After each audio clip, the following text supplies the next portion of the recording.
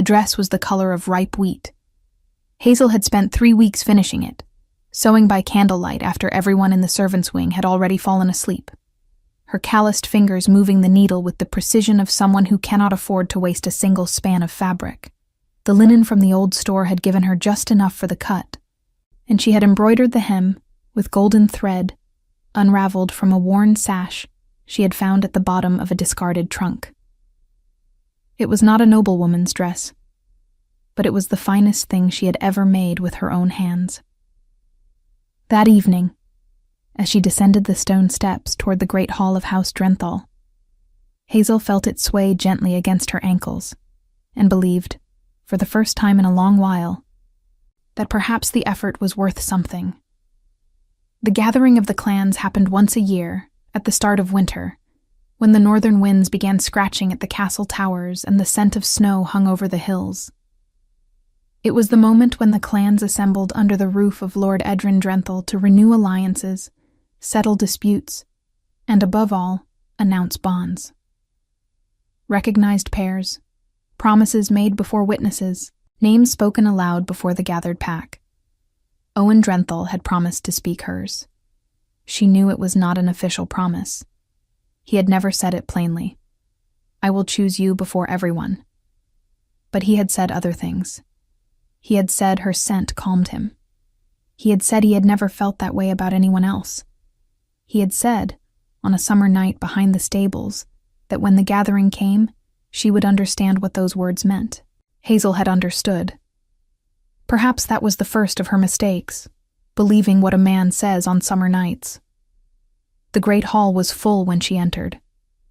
Banners of 7 clans hung from the stone rafters, each one dyed in deep colors: midnight blue, forest green, iron gray, blood red, swaying faintly in the draft that crept through the tall arched windows. The long tables were heavy with roasted meats, clay pitchers of dark wine, loaves of bread still steaming from the ovens. The smell of burning resin mixed with pine wood and wet wool from cloaks still damp from the ride-in. Wolves of every rank filled the benches, alphas at the high tables, betas and gammas filling the rows behind, omegas clustered near the walls or carrying platters between the seated guests. Hazel was an omega. That fact had never weighed on her the way it weighed tonight. She had always worked in the Drenthal estate kitchens, scrubbing pots, preparing broths, kneading dough before dawn, and she had never resented her rank the way some did. Work was work. Bread needed to be made regardless of what blood you carried. But tonight she was not carrying a platter. Tonight she was walking through that hall in a wheat-colored dress with gold-threaded hems, and she felt every eye that noticed her, and every eye that deliberately did not. She found her friend Mira near the eastern column, a short woman with dark braids, and the quick eyes of someone who had spent years reading rooms before entering them. "You look beautiful," Mira said, and she meant it. There was no flattery in Mira's voice, only the plain honesty of someone who had known Hazel since they were both young girls scrubbing the same stone floors. "I look terrified," Hazel said quietly. "You look both." Mira took her hand briefly. "Is he here?" Hazel did not need to ask who he was. Owen Drenthal stood near the high table, tall and fair-haired, dressed in the deep green of his house. He was laughing at something a man beside him had said, his head thrown back, entirely at ease. He had not looked toward the door when she entered. She had watched for it. "He's here," Hazel said. Mira said nothing, but she kept her hand for a moment longer before letting go. The formal part of the evening began when Lord Edrin rose from the head table and called the room to attention. The noise settled gradually, the way a fire settles when the wind drops, not all at once, but in layers, until only the crackling of the torches remained. Lord Edrin was a broad man, gray at the temples, with the particular stillness of someone who had held authority long enough that he no longer needed to perform it. He spoke of the season, of the alliances that had held through the harvest, of the strength of the gathered clans. Then came the announcements, bonds recognized, names spoken, pairs who stepped forward together to be acknowledged by the room, their scents mingling openly for the first time before witnesses. It was not always romantic. Some were political arrangements, family alliances sealed through shared bloodlines. But each announcement carried weight, and the room responded to each one with the low murmur of a pack, acknowledging what had been made real. Hazel stood very still near the eastern column. She watched Owen. He had moved closer to the high table. She watched him laugh again, speak to his father in a low voice, accept a cup of wine from a servant. She watched him not look at her, and she told herself it meant nothing yet, that the announcements were still continuing, that her name could still come. It did not come. What came instead was a woman named Sarah Voss. Sarah was the daughter of Lord Cavan Voss, whose territory bordered the Drenthal lands to the south. She was tall, dark-haired, dressed in red and silver, and she walked to Owen's side with the measured confidence of someone who already knew the outcome of that evening. Owen took her hand. Lord Edrin nodded. The room gave its murmur of acknowledgement, and Hazel understood, with a clarity that felt almost physical, like cold water poured over the back of her neck, that this had been arranged for weeks, perhaps months, that every word Owen had said behind the stables in summer had been said in the particular recklessness of a man who assumed there would be no consequences for saying them. She did not cry. She would not cry here, in this hall, in front of 7 clans and the torchlight and Sarah Voss in her red dress. But her hands, hidden in the folds of the wheat-colored skirt, were shaking. Mira appeared at her side. "Hazel."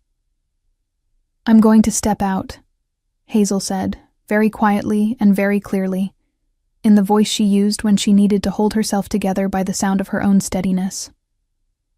"Just for a moment. I need air. I'll come with you." "No."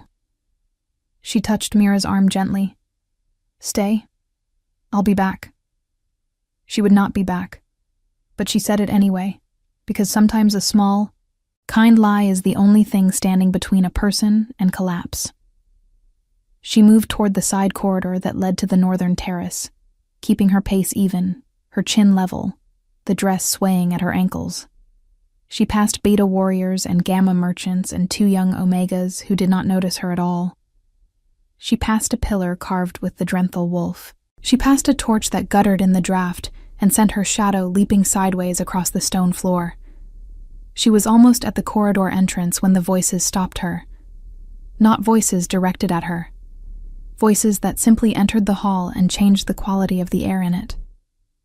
She heard the room shift before she heard the words. A particular kind of stillness that falls over a pack when something with significantly more authority has just entered the space. It was not fear exactly. It was recognition, the instinctive, involuntary acknowledgement of rank that wolves carried in their bones, regardless of what their minds thought about it. She turned, because the shift was too sharp to ignore. 3 men stood at the entrance of the great hall. They were not from House Drenthal. That was the first thing she registered.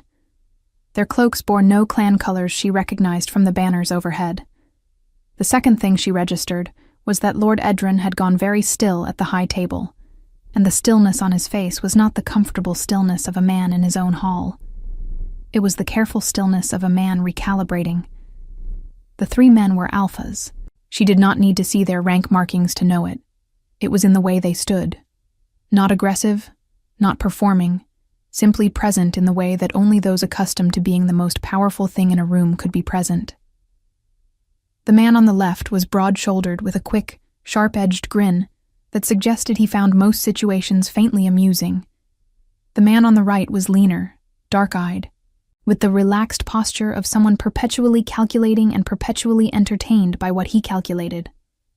The man in the center was neither broad nor lean. He was simply still. Dark hair, eyes the color of iron in low light, a jaw that carried the kind of tension that comes not from anger, but from long habit of saying nothing when silence serves better. He wore no particular insignia that Hazel could identify, but he wore it, the absence of insignia, as if it were itself a statement. He was not old, but he was not young either. He was the age of someone who had already decided most things about himself. He was looking at the room with the calm, unhurried attention of someone conducting an inventory. And then, for one moment that Hazel would not entirely understand until later, his gaze crossed the hall and found her. Not the High Table, not Lord Edrin, not Owen Drenthal and his newly announced bond. Her. Standing near the corridor entrance in a wheat-colored dress with gold-threaded hems, her hands still shaking slightly in the hidden folds of the skirt, her chin level because she had decided it would stay level. The moment lasted only a second. Then his gaze moved on, completing its inventory of the room, and Hazel turned and walked through the corridor door before her composure could make a liar of her. Outside, the cold air of the northern terrace hit her face like a hand pressed flat against her skin, and she breathed it in slowly, once, twice, 3 times. The stone railing under her palms was ice cold. Below, the estate grounds spread out in the early winter dark, the bare trees at the forest's edge bending slightly in the wind. She was still standing there, very still, when she heard the corridor door open behind her. She did not turn around immediately. "The hall is warmer," said a voice she did not recognize. It was unhurried, low, the kind of voice that did not raise itself because it had never needed to. Hazel turned. The man from the center of the trio was standing in the doorway, alone. Hazel did not step back. That surprised her afterward, when she had time to think about it. Every instinct a low-ranking Omega carried was built around the particular arithmetic of space. How much to give, how quickly to give it, how to make oneself smaller without appearing to do it deliberately. She had practiced that arithmetic her entire life without ever naming it. It was simply what you did when something with more rank entered your proximity. But she did not step back. Perhaps it was because she had already spent her entire reserve of self-erasure inside that hall. There was nothing left to give. "I needed air," she said. Her voice came out steadier than she expected. The man in the doorway said nothing for a moment. He was looking at her the way he had looked at the room, with that same unhurried inventory, as if he had all the time available to him and had decided to use a portion of it on this particular question. Up close, the iron gray of his eyes was more complex than she had registered from across the hall. There were darker flecks in them, like charcoal marks on stone. "It is cold," he said finally. "I noticed." Something shifted in his expression. It was not quite a smile. It was the precursor to one, the moment before the decision is made. "Lucian," he said. He did not offer it as a lord announcing himself to a lesser. He said it the way someone says a word they have said so many times it has worn smooth. Hazel looked at him for a moment. She knew that name. Every wolf in every territory within 3 days' ride knew that name. Lucian Ashvale, AlphaKing of the Northern Reach, sovereign of 4 united clans. The man who had ended the border wars 7 years ago, not through negotiation, but through the particular persuasion of arriving at the disputed territory himself, and waiting, very quietly, until everyone involved decided that being reasonable was preferable to the alternative. He was spoken of the way distant storms are spoken of, with respect, with wariness, and with the private hope that he would remain distant. He was standing on the Drenthal estate's northern terrace in the cold, looking at her. "Hazel," she said, because it seemed absurd to give a title to someone who had not given one. This time the almost smile completed itself. Briefly. "You were leaving," he said. It was not a question. "I was stepping out. Through a side corridor, with your cloak still inside." She had forgotten her cloak. She registered the cold more fully now that he had pointed it out. The winter air pressing through the thin linen of the dress she had spent 3 weeks making for an evening that had not gone the way she had spent 3 weeks imagining. "I wasn't planning to stay out long," she said. "No," he said, and something in the single word suggested he understood the full architecture of what had happened inside that hall. The announcement. The arranged bond. The wheat-colored dress worn by someone who had not been told she was irrelevant to the plans being made around her. She did not know how he could have seen all of that in the brief moment their eyes had met across the room. But the word no carried it all, quietly and without performance. She lifted her chin slightly. I don't require sympathy. I wasn't offering any. He stepped out onto the terrace, and the corridor door swung closed behind him. The cold did not seem to affect him particularly. I came out because the hall smells of too many competing claims and not enough honesty. And because... He paused, looked at her with that same careful attention. Your scent was interesting. Hazel blinked. In the world of wolves, scent was not a casual observation. It was not a compliment handed out the way a courtier might compliment a dress or a hairstyle. Scent was recognition, the deepest, most involuntary form of it. You could not decide to find a scent interesting. It found you. Interesting, she repeated. Unusual, he said. Old. Like... He considered it. Hearthstone and winter herbs. Something underneath that I haven't placed yet. Hazel looked at him for a long moment. Then she looked out over the dark grounds, the bare trees, the distant tree line where the forest began. The cold was significant now. Her fingers on the stone railing had gone from cold to numb. I should go back inside, she said. You should, he agreed. He did not move from where he stood. She turned to go. She had her hand on the corridor door when his voice came again, still unhurried, still carrying that particular quality of someone who chooses words the way a careful person chooses footing on uncertain ground. The man who chose the Voss girl tonight, he said. He was a fool. Hazel stopped. She did not turn around immediately. She stood with her hand on the door and breathed once, carefully. House Drenthal has needed the Voss territory's southern passage for 2 seasons, she said, her voice very even. It was a practical arrangement. It was a coward's arrangement, Lucian said, dressed as a practical one. She turned then, because something in the way he said it demanded a direct answer, and she had never been good at giving indirect ones. It doesn't matter, she said. No, he said again, in that same way. It doesn't. Not anymore. She didn't know what he meant by that. She told herself she didn't need to know. She went back inside, and the warmth of the corridor hit her face, and she stood in the stone passage for a moment with her back to the door and her eyes closed, trying to decide what had just happened on that terrace, and whether it was the kind of thing that meant something or the kind of thing that meant nothing, as most things did. She found Mira exactly where she had left her, beside the eastern column, watching the room with those quick, dark eyes. You were gone a long time, Mira said. I needed more air than I thought. Mira studied her face. You look different. I'm cold. That's not what I mean. Mira glanced toward the corridor door, then back at Hazel. The AlphaKing's men were asking about you. Hazel went still. Which men? The 2 who came in with him. The broad one with the grin. His name is Aldrich, apparently. He introduced himself to half the room within 10 minutes of arriving. Very friendly, suspicious amount of friendly. And the dark-eyed one, who didn't introduce himself to anyone but listened to everything. Mira paused. They were asking the servers who you were. Why would they? I don't know, but Lord Edrin noticed.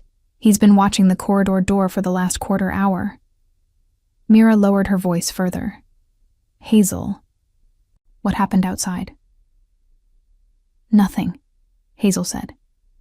And then, because it was Mira. He came out after me. We spoke briefly. It was nothing.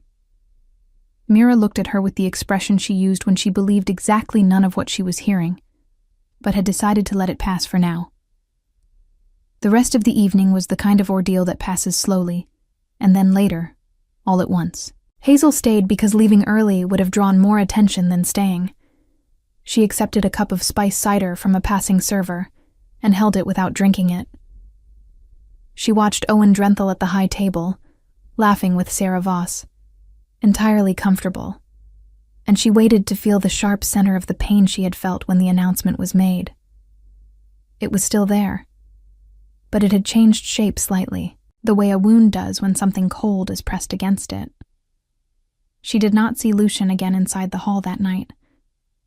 He was at the high table at Lord Edrin's invitation, seated with the gravity accorded to someone whose presence at your gathering was either a great honor or a significant pressure, possibly both. She was careful not to look in that direction too often, but twice. Across the noise and the candlelight and the competing sense of 7 gathered clans, she felt the particular quality of being observed by someone who was not performing the act of observing. It was not intrusive. It was simply present, the way a fire is present in a room. You don't have to look at it to know it's there. 3 days after the gathering, Lord Edrin called Hazel to his study. She had been expecting something. Mira had warned her that the morning after the gathering, 2 of Lucian's men had remained at the estate rather than riding out with the rest of his retinue.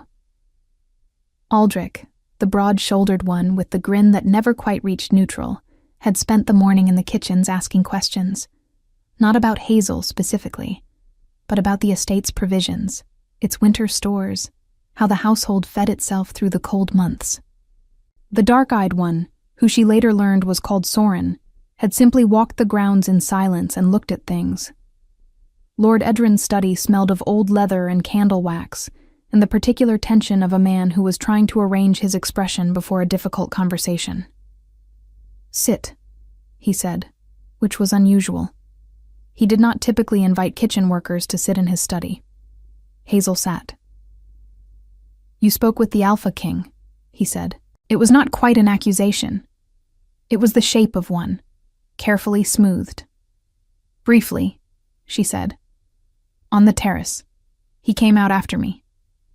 Lord Edrin looked at her for a long moment. His hands were flat on the desk, the fingers very still. "He has made a request," he said finally, "regarding the estate." "What kind of request?" "He is sending a portion of his household guard to winter here. 20 men, perhaps 25. They will be here within a fortnight, and they will remain through the cold season." He paused. "The arrangement is not entirely optional." Hazel said nothing. She understood what not entirely optional meant when the AlphaKing was the one making the arrangement. "The East Wing can accommodate them," she said carefully. "The guest quarters haven't been used since—" "The kitchens," Lord Edrin interrupted. He said it with the careful precision of someone placing a fragile object on an uncertain surface. "The main kitchens will serve the guard, but the north kitchen, the old one, near the storage cellars, has not been used in 4 years. He has asked that it be reopened and staffed." He looked at her directly. "He has asked that you staff it." The room was very quiet. "Me?" Hazel said. "You." Lord Edrin's jaw tightened slightly. "Apparently his man Aldrich spent yesterday morning in the main kitchens asking the other workers about you specifically. Your methods. What you have made with limited stores. How you managed the lean weeks last winter." He set down the piece of parchment he had been holding and looked at her as if he were still deciding whether to be relieved or unsettled. "The AlphaKing wants the north kitchen running before his men arrive. He wants you running it." Hazel looked at her hands in her lap for a moment. The north kitchen. She knew it. Everyone in the estate knew it, in the way you know a room that has been locked for years, by its absence, by the draft that crept under its door, by the cold that radiated from that corner of the building when the winter came. It was old, larger than the main kitchen, built when the estate had housed twice as many people. The ovens had not been lit in 4 years. The stores beside it were full of things no one had bothered to inventory. The equipment was old but solid. It was, by any reasonable measure, a punishment assignment. She looked up at Lord Edrin. "When do I start?" she said. The north kitchen was worse than she remembered. Hazel stood in the doorway on the first morning with a torch in one hand and a list in the other, and she looked at what 4 years of abandonment had made of the place. Cobwebs, thick as curtains, hung from the ceiling beams. The great stone ovens along the eastern wall were gray with cold ash. 2 of the iron pothooks had rusted through and fallen, leaving dark streaks down the stone. The long preparation table in the center had warped slightly from moisture, its surface uneven. One leg shimmed with a folded piece of bark that had long since compressed to nothing. But the bones were good. She walked the length of it slowly, holding the torch high. The ovens were sound. She knocked on the stone and heard the solid answer of intact masonry. The flue shafts were blocked with bird nests and debris, but that was clearable. The floor was good stone, well laid, uncracked. The ceiling was high enough to hang game properly. The deep shelves along the northern wall were dusty, but unbroken, and the storage cellars beside it were extraordinary. That was the discovery that changed everything. When Hazel pushed open the cellar door and held the torch into the dark, she found what 4 years of neglect had accidentally preserved. Casks of salted pork, sealed with wax, stacked in rows that reached her shoulder. Dried legumes in clay urns with tight-fitted lids. Smoked fish wrapped in cloth and hanging from ceiling hooks, desiccated but intact. Root vegetables she could not yet identify in the dimness, stored in sand the way the old estate records described. Barrels of grain pushed against the far wall, some spoiled, but many still sound. She checked with her hand, running her fingers through the grain in the topmost barrel, finding it dry and cool and whole. Someone had stocked this cellar seriously, a long time ago, and then simply forgotten it existed. Hazel stood in the middle of it with her torch and her list, and felt something she had not expected to feel when Lord Edrin had handed her this assignment. She felt possibility. Mira came the next morning, before the main kitchen had started its fires, appearing at the north kitchen door with her dark braids pinned up, and her sleeves already rolled. "I heard you got the abandoned kitchen," she said. "I did." "I heard it's a ruin." It was. Hazel handed her a broom. "It isn't anymore." Mira looked around at the space, the cleared table, the swept floor, the ovens Hazel had spent the previous afternoon cleaning out flue by flue until her arms ached and her face was gray with ash. The pothooks had been replaced with iron ones borrowed from the storage shed. The warped table leg had been reshimmed with proper wood. "You did all this yesterday?" Mira said. "And half the night." Mira was quiet for a moment, looking at the space with those quick, reading eyes. Then she took the broom and began to sweep the far corner without being asked. They worked through the morning, the 2 of them, pulling the last of the debris from the flue shafts, scrubbing the oven interiors, inventorying the cellar stores properly in the light of 2 torches. Hazel wrote everything down in careful columns on a piece of parchment Lord Edrin's steward had given her along with the keys. Mira held the torch and called out quantities while Hazel wrote them. And by midday, they had a full picture of what the cellar contained. It was, by any calculation, enough to feed 25 men through a full winter, if managed carefully, if nothing was wasted. If every cut of meat and measure of grain was used with the particular intelligence of someone who had spent years feeding a household on less than it needed. "This is a serious store," Mira said, looking at the list over Hazel's shoulder. "Someone planned well once," Hazel said. "They just stopped paying attention." "Can you do it? Feed all of them? Through the whole season?" Hazel looked at the list. Then she looked at the cellar, the rows of sealed casks, the hanging fish, the urns of legumes, the barrels of grain. "Yes," she said. The AlphaKing's guard arrived 11 days later. She heard them before she saw them, the sound of horses on the frozen ground, the low voices of men who had ridden hard and were ready to stop riding. She was at the north kitchen ovens when they came through the gate. The first fires she had lit in the restored hearths, sending heat radiating through the stone in a way that made the entire room feel like a different place from the cold ruin she had found 2 weeks before. She did not go out to watch the arrival. She had bread to attend to. It was Aldrich who came to the kitchen first, as she had expected it would be.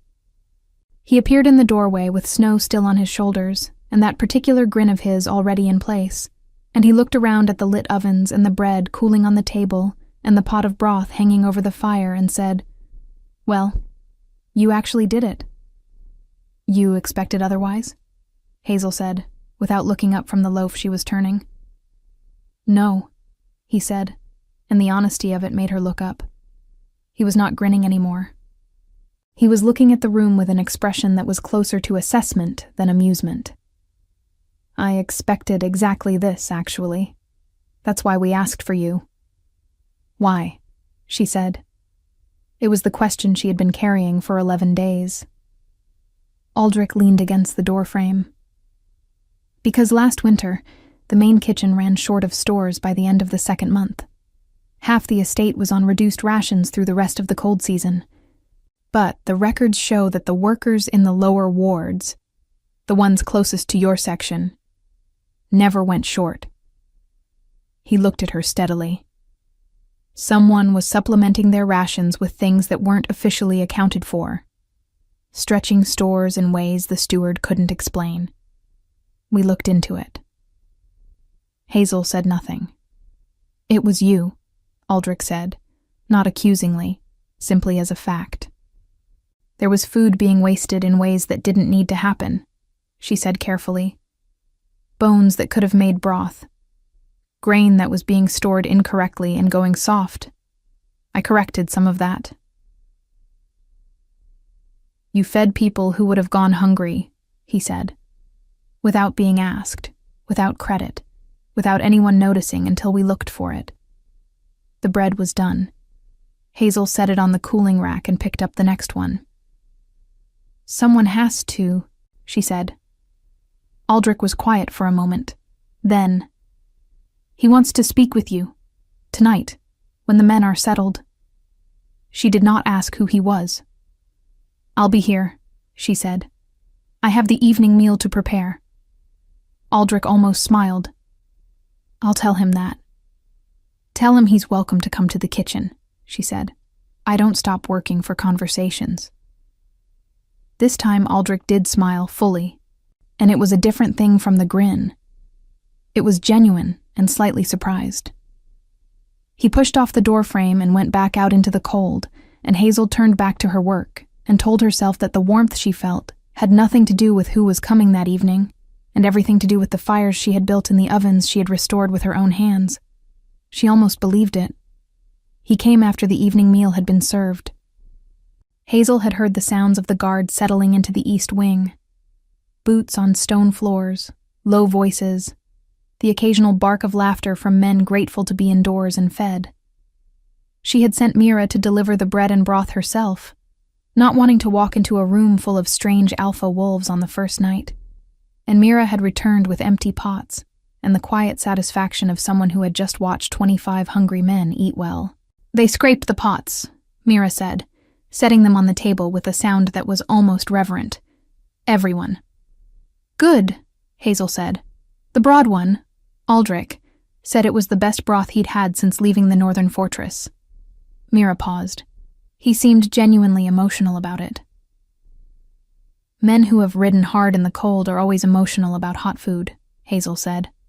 "It's not complicated." She was cleaning the preparation table when the north kitchen door opened. She knew it was him before she turned. There was that quality again. The shift in the room's atmosphere, subtle but undeniable, the way a candle flame bends before you feel the draft that caused it. She finished wiping the section of table she was working on, set the cloth down, and turned. Lucian stood just inside the doorway. He had changed from his riding clothes. He wore a dark wool tunic, simply cut, no insignia, no adornment beyond a narrow leather cord at the wrist. His hair was still slightly damp from washing. He looked, she thought, considerably more human than he had in the Great Hall, and simultaneously no less authoritative, which was a combination she had not previously believed possible. He was looking at the kitchen with the same inventory attention he gave to everything. The lit ovens, the clean table, the organized shelves, the hanging herbs she had brought from the cellar and tied in bundles to dry properly, the order of it all. "Aldrich said you wouldn't stop working for conversations," he said. "I have a kitchen to run," she said. "You can speak while I work." She turned back to the table and began portioning the next morning's grain, measuring it into the clay urns the way the old estate records described. An old method, slower than the current one, but better for keeping the grain dry through the winter cold. He did not sit. He stood near the central table and watched her work, and the silence was not uncomfortable exactly, but it had weight. "The cellar stores," he said finally. "How long can you make them last?" "Through the full winter," she said. "If nothing is wasted and the hunting stays reasonable." "Define reasonable." 2 deer per fortnight, supplemented with what the forest gives: birds, rabbit, what can be trapped without exhausting the population. She measured without looking up. "I've already spoken with the estate's gamekeeper about the trapping lines." A pause. "You've been here 11 days, he said. 10.5. And you've already spoken with the gamekeeper. I needed to know what the hunting grounds could support before I could plan the full winter stores correctly. She glanced up briefly. Was that not permitted? It was entirely permitted, he said, and something in his voice suggested he was making a private adjustment to some prior assessment. I want to understand how you think. Hazel set down the measuring cup and looked at him directly. I think about what people need, she said. And then I think about what's available. And then I find the distance between those two things and figure out how to close it. She picked up the cup again. It's not complicated. You said the same thing to Mira about the broth, he said. She stopped. He had not been in the room when she said that, which meant someone had told him, which meant he had asked someone about what she had said in the ordinary working hours of a kitchen, when she had believed she was unobserved. You're having me watched, she said, not accusingly, carefully. I'm paying attention, he said. There's a difference. She considered that for a moment. The estate ran short of stores last winter, she said. Your man Aldrich told me you know about that, about what I did. She kept her voice level. I want to know why that matters to you. You're the Alpha King. You have 4 clan territories. You have resources I can't imagine from a north kitchen in a minor estate. Why does it matter how one Omega manages a cellar? The question sat between them in the warm air of the kitchen. Lucian was quiet for long enough that she thought he might not answer. Then he moved, not toward her, but to the side, to the long shelf where she had organized the spice stores, and he looked at them with that same careful attention he gave everything. My fortress runs 400, he said. Warriors, staff, dependents, the families of the guard who winter inside the walls. 400 people through a northern winter that lasts 5 months, sometimes 6. He did not look at her. I have a head cook who is technically skilled and completely unable to think beyond the recipe in front of him. Last winter we ran short in the 4th month. Not dangerously, but short. He paused. I need someone who thinks the way you think, not about recipes, about systems, about the distance between what people need and what is available. Hazel was very still. I'm an Omega, she said, from a minor estate, with no formal training beyond what I taught myself. I know what you are, he said. He turned from the shelf and looked at her. I also know what you did with 10.5 days and an abandoned kitchen that no one else wanted. The fire in the oven cracked softly. Somewhere in the east wing, a man laughed at something, the sound muffled by stone walls. You're offering me a position, she said slowly. I'm telling you what I need, he said. The position follows from that if you want it. At your fortress. Yes. She looked at the kitchen she had rebuilt. The organized shelves, the cooling bread, the steady fires in the restored ovens. She thought about the wheat-colored dress and the summer promises, and the moment Owen Drenthal had taken Sarah Voss's hand, while Hazel stood near the eastern column, holding a cup of spiced cider she had never drunk. She thought about what Mira had said when they had finished inventorying the cellar together. Can you do it? Feed all of them, through the whole season. She had said yes then. She had not known yet what the yes would grow into. I have conditions, she said. Something shifted in his expression. That precursor to a smile again, the same one she had seen on the terrace. Tell me, he said. Mira comes with me. She is not a servant in my kitchen. She is my second, with the rank and wages that position requires. She held his gaze. I have full authority over the kitchen stores. No steward overrides my inventory decisions. No one countermands a ration order without coming to me directly. Agreed, he said, without hesitation. The speed of it surprised her. She had prepared for negotiation. And she stopped. And, he said. She looked at him for a moment. There was something she wanted to say that had nothing to do with conditions or kitchens or winter stores. Something that had been sitting at the edge of her thoughts since the terrace 3 weeks ago, when he had said the man who chose the Voss girl was a fool, and she had told herself it didn't matter, and he had said no, it doesn't, not anymore. She let it go. For now. Those are my conditions, she said. Then we have an agreement. He moved toward the door, paused, turned back, and for the first time since he had entered the kitchen, something in his expression dropped the careful steadiness it usually carried. Only slightly, only briefly, but enough. The broth tonight, he said. What was in it? She blinked. Bone stock, dried thyme, the last of the autumn onions, a small amount of smoked pork from the cellar, and a bay leaf I found at the back of a shelf that I wasn't entirely certain was still good. It was extraordinary, he said. She felt warmth rise in her face and was grateful for the oven light that disguised it. It was practical, she said. He almost smiled. Yes, he said. That's what made it extraordinary. He left. The door closed. Hazel stood in the warm kitchen with her hand resting on the measuring cup and the fire crackling steadily in the oven she had rebuilt from cold ash, and she breathed once, carefully, the way she had learned to breathe when something was happening that she did not yet have words for. Outside, the first serious snow of winter had begun to fall. She could hear it in the particular silence it made, a muffled, settling quiet, as if the world were pulling a blanket over itself. She had a lot of bread to prepare before morning. She got back to work. The winter was the hardest in a decade. Everyone said so.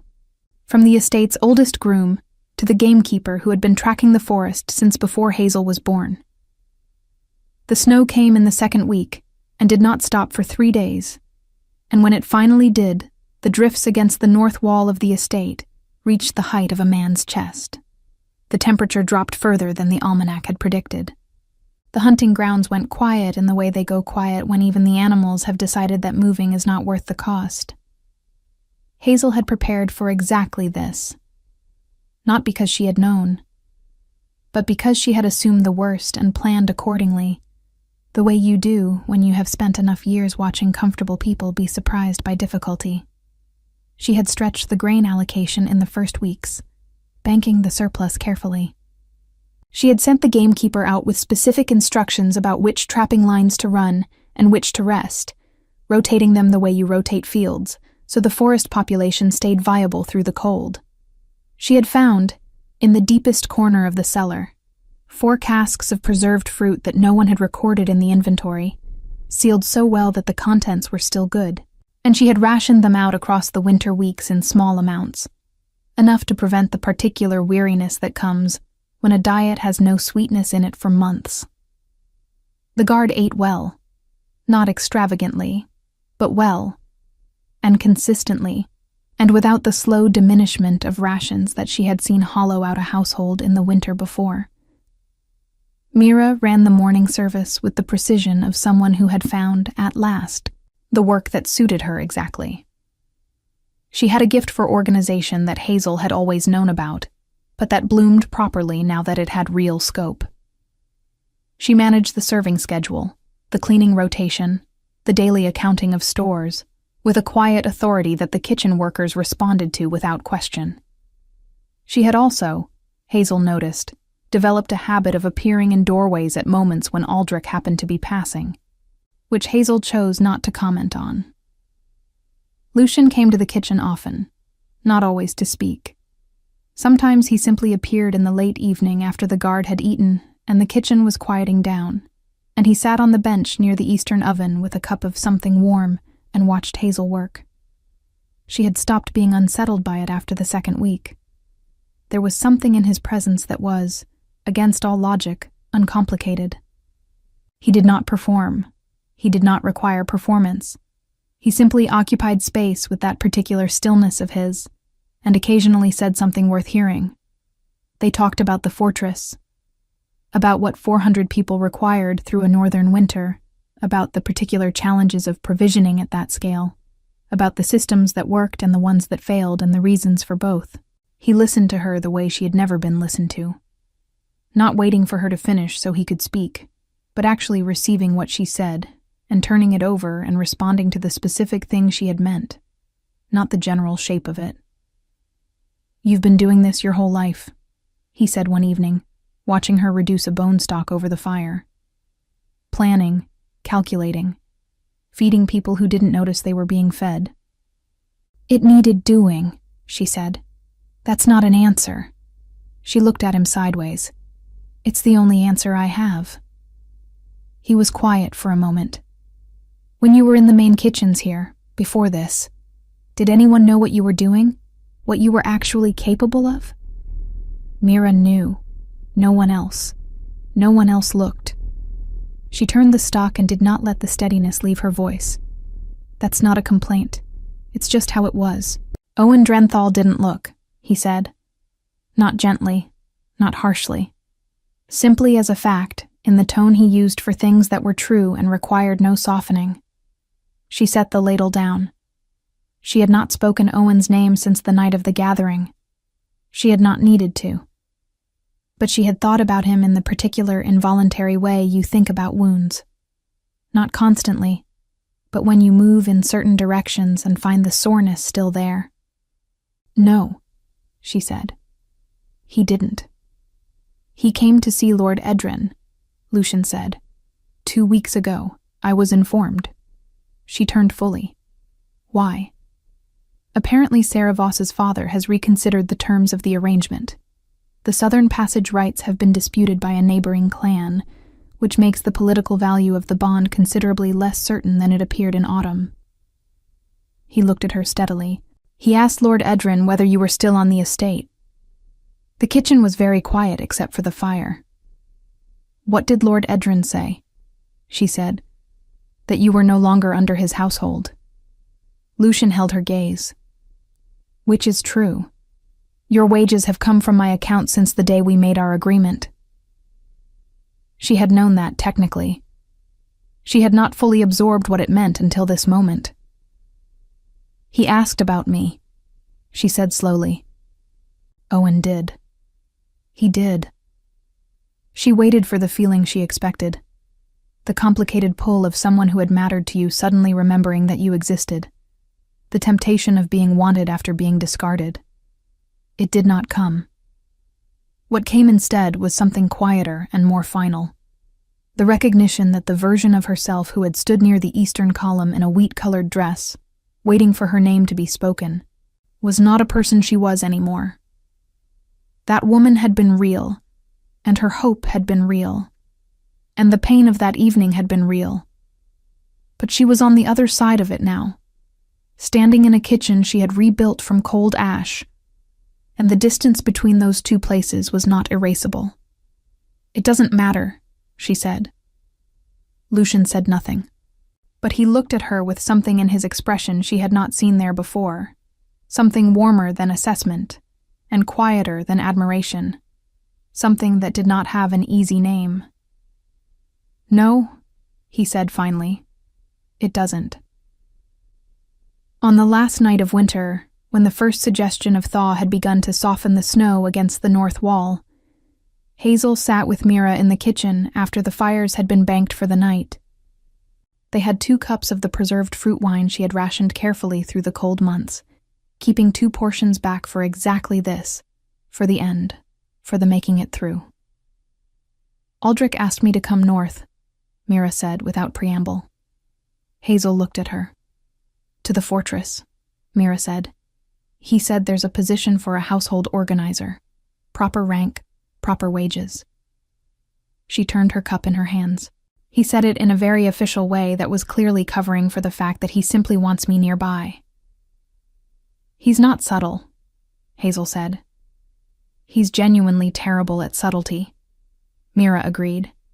"It's one of his better qualities." She looked up. "Are you going? To the fortress?"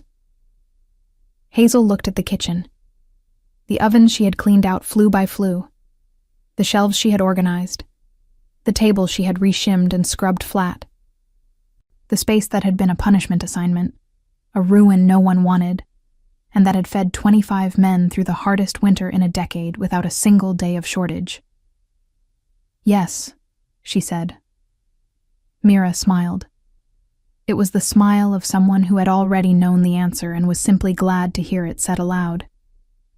Lucian found her the next morning in the cellar, doing the final inventory, accounting for what had been used, what remained, what the management of that store had actually cost and saved over the course of the season. She had the numbers in careful columns. She would give the record to his steward, so that whoever provisioned the estate next winter would have something accurate to work from. He stood in the cellar doorway and looked at the columns of figures over her shoulder. "We have a surplus," she said. "Small, but real. Enough to supplement the estate's spring stores while they wait for the first harvest." "You saved more than you were asked to save," he said. "I saved what I could." She closed the record book. It seemed wasteful not to. He was very close. The cellar was not large, and he had moved without her tracking it, the way he moved, quietly, with the particular economy of someone who has never needed to announce himself. "Come north," he said. It was not quite a request. It was not quite a command. It was the third thing, the one he used when something mattered to him, and he was being honest about it. She turned to face him. In the low light of the cellar, with the last of the winter cold still in the stone around them, he looked exactly as he had looked on the terrace the night of the gathering, present still, certain of himself in the way that had nothing to do with performance. "I already said yes," she said. "I know." He looked at her steadily. "I wanted to ask anyway, properly." She held his gaze.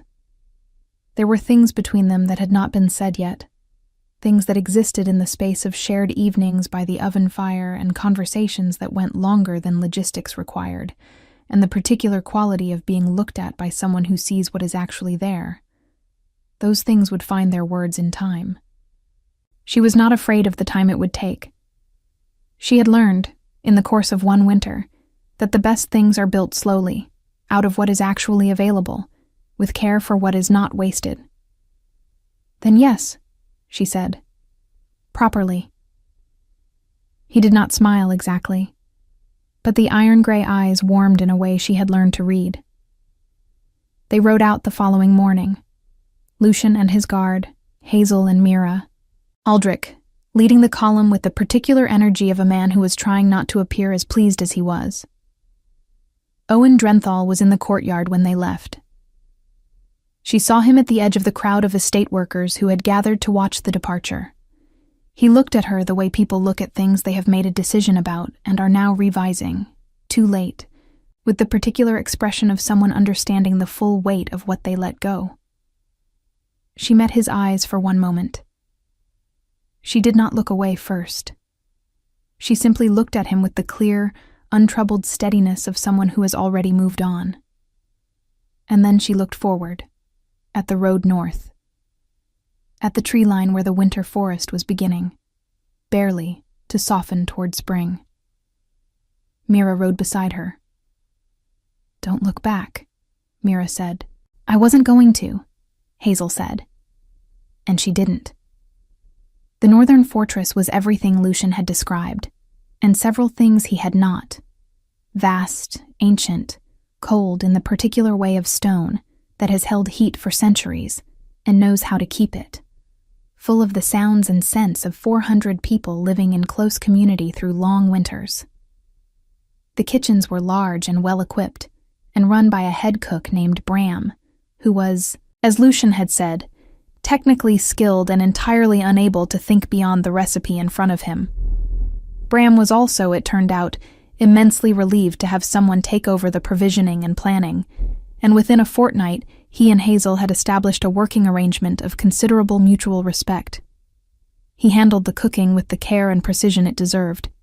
She handled the systems that made the cooking possible, and between them, the kitchen ran with a smoothness it had not had in years. Mira organized the household stores with the efficiency of someone who had been waiting for exactly this scope of work. Aldrich found reasons to be in the storerooms with some regularity.